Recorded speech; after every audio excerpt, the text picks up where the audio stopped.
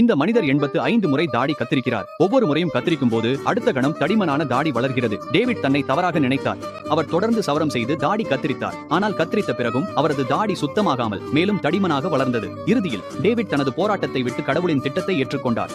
கடவன் நோவாவின் கப்பலை கட்டச் சொல்ல விரும்பினார். டேவிட் அதை விரும்பவில்லை. எனவே கடவன் அவரது பேரில் 8 நிலங்களை வாங்கினார். அவர் டேவிடுக்கு ஏராளமான பொருட்களையும் அனுப்பினார். டேவிட் தன் முன் இருந்த காலி நிலத்தை பார்த்தார்.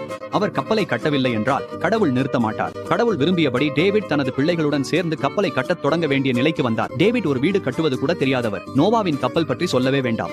அவர் முழு நாளும் வேலை செய்து கையில் காயம் பெற்றார். ஆனால் கடவுளுக்கு அவருக்கு எந்த இரக்கமும் இல்லை. அடுத்த நாள் வேலைக்கு சென்ற போது டேவிடின் முடி இன்னும் அதிகமாக வளர்ந்திருந்தது. அந்த நாடாளுமன்ற உறுப்பினர் ஒரு சோம்பேறியாக மாறிவிட்டார். அவரது முதலாளி அவரை அலுவலகத்திற்கு அழைத்து கடுமையாக பேசினார். ஆனால் டேவிட் முதலாளி வார்த்தைகளில் எதையும் கேட்கவில்லை. ஏனெனில் அவர் கவனம் செலுத்தியது பின்னால் இருந்த மீன் தொட்டியில்தான். மீன்கள் டேவிடை சுற்றி தொடர்ந்து வந்தன. அவர் எங்கு உட்கார்ந்தாலும் அங்கேயே நீந்தின.